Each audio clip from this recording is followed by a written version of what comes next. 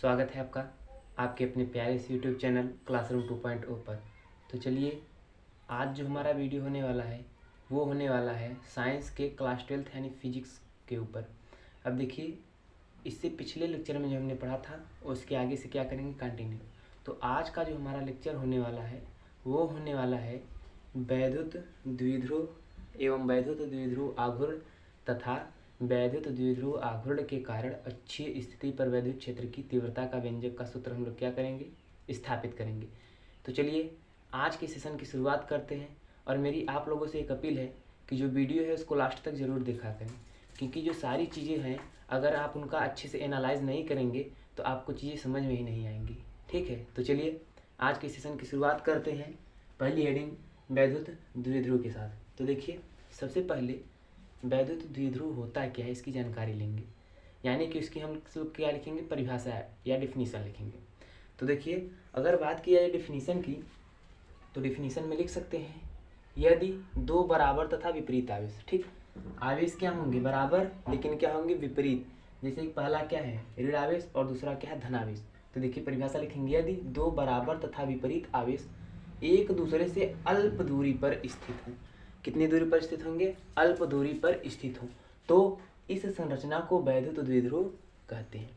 ये तो हो गई हमारी वैद्युत द्विध्रुव की परिभाषा। अगर बात किया जाए एग्जाम्पल यानी कि उदाहरण की, तो देखिए एग्जाम्पल के तौर पे आप ले सकते हैं जैसे कि जल का जो अणु होता है उसमें क्या होता है, वैद्युत द्विध्रुव पाया जाता है, क्योंकि इनमें जो जल के हाइड्रोजन और ऑक्सीजन के परमाणु होते हैं ये क्या होते हैं, बहुत ही नज़दीक नज़दीक होते हैं। ठीक, अब अगर बात किया जाए अगला एग्जाम्पल है हमारा अमोनिया यानी कि NH3, ऐसे ही हो जाएगा हाइड्रोक्लोरिक अम्ल यानी कि HCl। तो चलिए अब अगर बात किया जाए अगली हेडिंग यानी कि वैद्युत द्विध्रुव आघूर्ण की, तो देखिए ये जो वैद्युत द्विध्रुव आघूर्ण होता है ये क्या होता है, उसकी घूमने की दिशा होती है।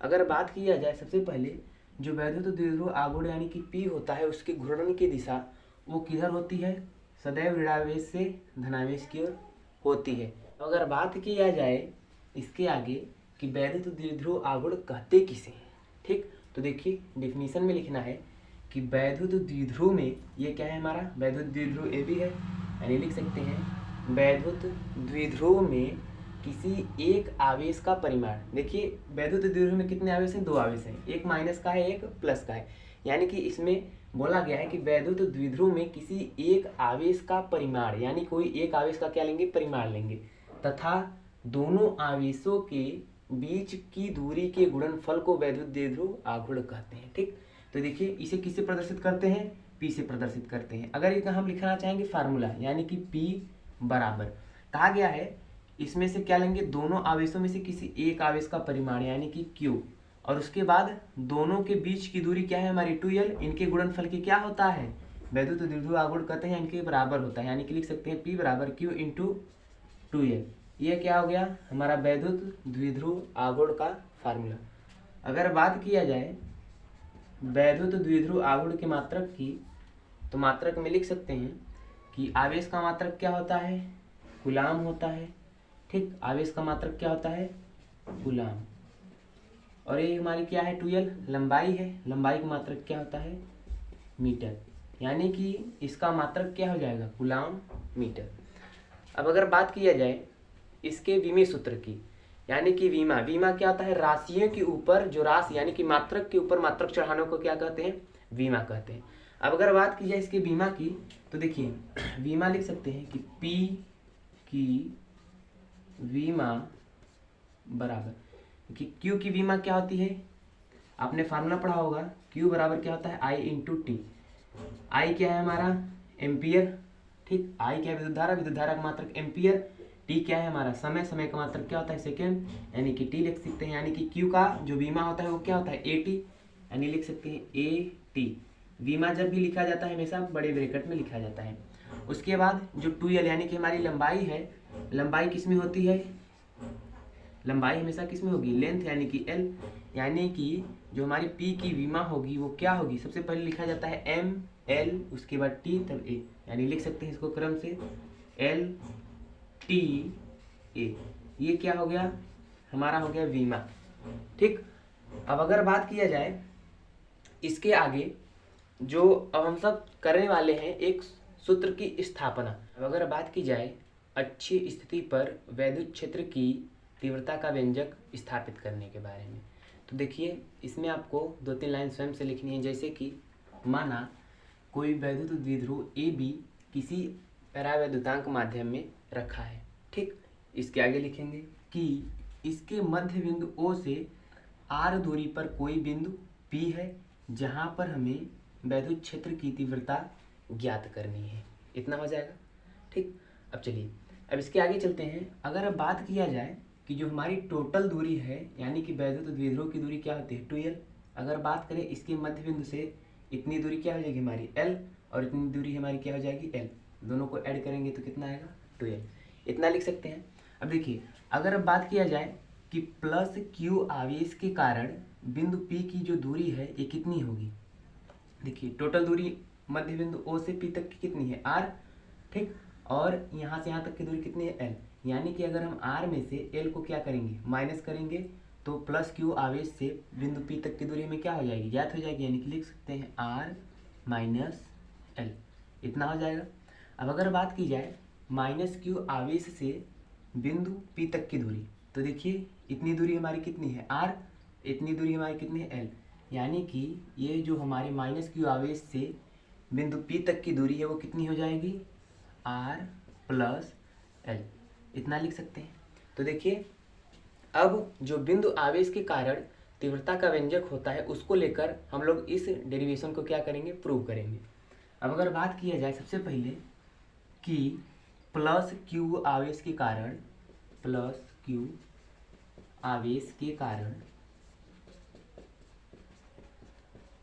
बिंदु P पर वैद्युत क्षेत्र की तीव्रता। तो देखिए बिंदु आवेश के कारण वैद्युत क्षेत्र की तीव्रता का व्यंजक क्या होता है E बराबर 1/4πε0 K Q अपान में क्या होता है R स्क्वायर। इतना होता है।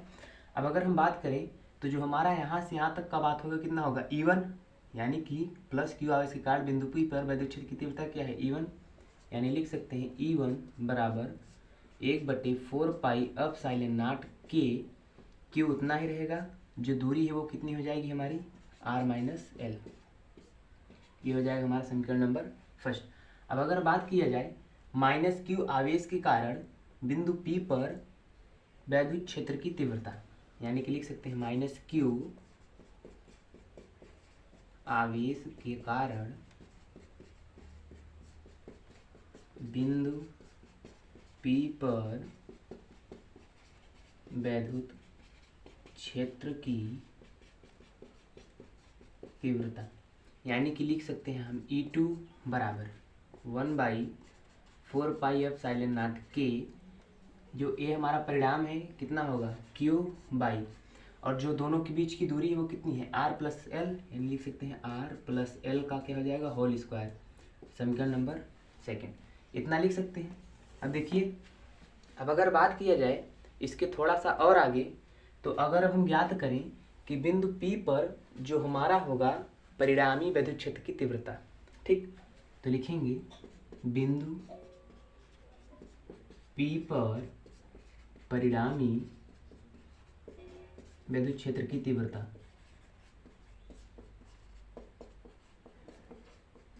वैद्युत क्षेत्र की तीव्रता। तो देखिए एक बात आपको यहाँ ध्यान में रखनी होगी कि जो हमारी दूरी है यानी कि जो हमारा E1 है वो ग्रेटर देन किससे है E2 से। यानी लिख सकते हैं कि E1 ग्रेटर देन किससे E2 से, क्योंकि देखिए जो हमारा दूरी है वो क्या है व्युत्क्रम अनुपात में किसके वैद्युत क्षेत्र की तीव्रता के। यानी कि हमारी दूरी जितनी कम होगी इसका मान क्या होगा उतना ही अधिक होगा। तो देखिए प्लस Q आवेश से बिंदु P की दूरी क्या है कम है, जिसके कारण जो हमारा E1 होगा वो ज़्यादा होगा किसकी अपेक्षा E2 की अपेक्षा। और जब हम बिंदु P पर परिणामी वैद्युत क्षेत्र की तीव्रता ज्ञात करेंगे तो क्या होगा लिख सकते हैं E बराबर E1 माइनस E2। इतना लिख सकते हैं। अब चलिए आगे कंटिन्यू करते हैं। E1 की वैल्यू है 1/4πε0 K Q अपान में R माइनस L का स्क्वायर माइनस 1/4πε0 K Q अपान R प्लस L का होल स्क्वायर। अब अगर बात किया जाए कि दोनों में कॉमन क्या मिल रहा है, तो देखिए दोनों में कॉमन मिल रहा है क्यू और अपान में क्या 4 पाई एप्सिलॉन नॉट के। ठीक, यानी दोनों जगह से क्या लेंगे उभयनिष्ठ, क्यू अपान में 1/4 पाई एप्सिलॉन नॉट के। तो अंदर क्या बचेगा, यहाँ से बचेगा 1/1 माइनस आर का होल स्क्वायर माइनस यहाँ से बचेगा 1/r प्लस एल का होल स्क्वायर। अब जब यहाँ पे क्या लेंगे हम लोग एलसीएम, तो लिख सकते हैं ई बराबर Q/4 पाई एप्सिलॉन नॉट के। एलसीएम लेंगे तो लिख सकते हैं r माइनस एल का स्क्वायर r प्लस एल का स्क्वायर, इतना लिख सकते हैं। अब अगर बात किया जाए कि जब हम एलसीएम लेंगे तो ये वाला टर्म कहाँ जाएगा यहाँ पर, और ये वाला टर्म कहाँ जाएगा यहाँ पर। ठीक, यानी कि लिख सकते हैं ऊपर r प्लस एल का whole square minus r minus L का होल स्क्वायर। ठीक, आगे लिखेंगे ई बराबर Q/4 पाई एप्सिलॉन नॉट के। ये सूत्र किसका होगा, a प्लस बी का होल स्क्वायर, ये होगा a माइनस बी का होल स्क्वायर। लेकिन जो हमारा नीचे वाला ये है, ये किसका फार्मूला बनेगा, एक कोष्टक में a माइनस बी, एक कोष्टक में a प्लस बी। ये किसका फार्मूला होता है, a square minus B square का, इसका फार्मूला होता है। यानी कि हम यहाँ पे पहले जब इसको लिखेंगे तो इसको लिख सकते हैं R square plus L square plus 2r L minus, अब जब इसको लिखेंगे तो लिख सकते हैं R square plus L square minus 2r L upon में ये देखिए जो ये फार्मूला है किसका बनेगा, A square minus B square, यानी कि R square minus L square, और टोटली यहाँ पे क्या है होल स्क्वायर, यानी कि टोटल का क्या लिख सकते हैं स्क्वायर लिख सकते हैं। ठीक, अब अगर बात किया जाए आगे तो लिख सकते हैं ई बराबर Q/4 पाई एप्सिलॉन नॉट के, यहाँ पे R square plus L square plus 2rl minus R square minus L square और माइनस माइनस क्या हो जाएगा प्लस 2rl। ठीक, बटे में हो जाएगा r के पावर 4 माइनस एल के, या तो इसको भी वैसे ही रहने दीजिए R square minus L square का होल स्क्वायर। तो देखिए एक प्लस का टर्म, एक माइनस का टर्म, एक प्लस का टर्म, एक माइनस का टर्म। तो देखिए ये सब जो है आप सब नोट कर लीजिए, उसके आगे चलते हैं क्योंकि जगह का थोड़ा बहुत क्या है शॉर्टेज है।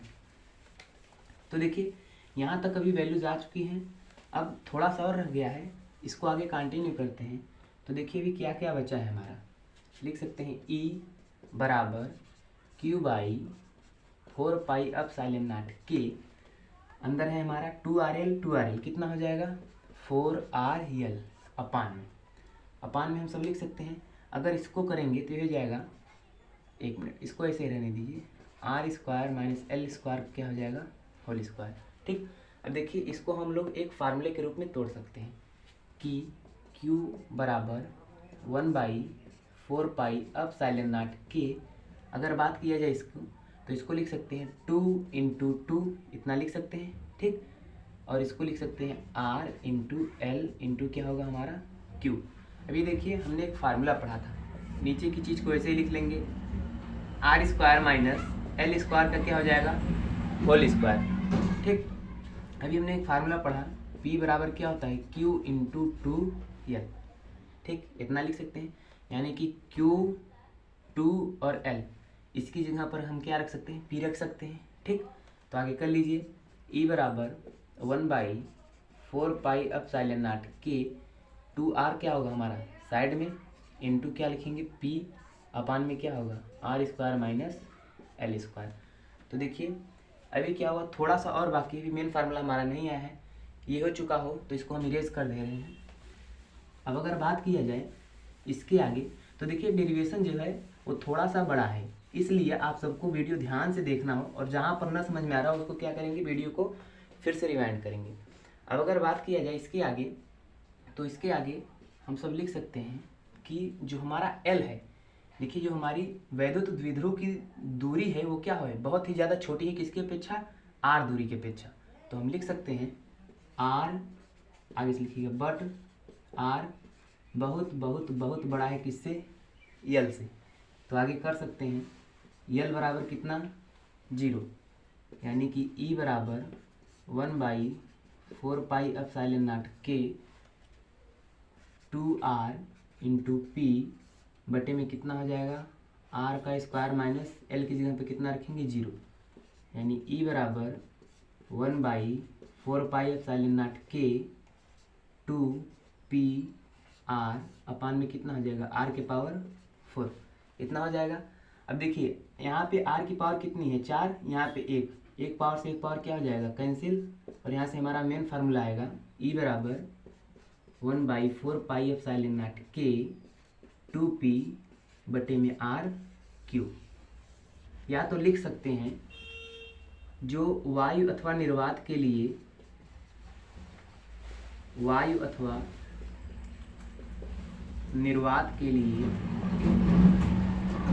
के बराबर कितना होता है 1, ठीक। जब के की वैल्यू रखेंगे 1 तो आएगा ई बराबर 1/4πε0 2p अपान r क्यूब। इतना लिख सकते हैं। या तो इसको एक तरह से और लिख सकते हैं कि 1/4πε0 की वैल्यू कितनी होती है 9 × 10 की पावर 9, यानी कि लिख सकते हैं 9 × 10 की पावर 9 2p अपान r क्यूब। तो जो ये हमारा सूत्र आया है ये किसके लिए है, वैद्युत द्विध्रुव के कारण अक्षीय स्थिति पर वैद्युत क्षेत्र की तीव्रता का।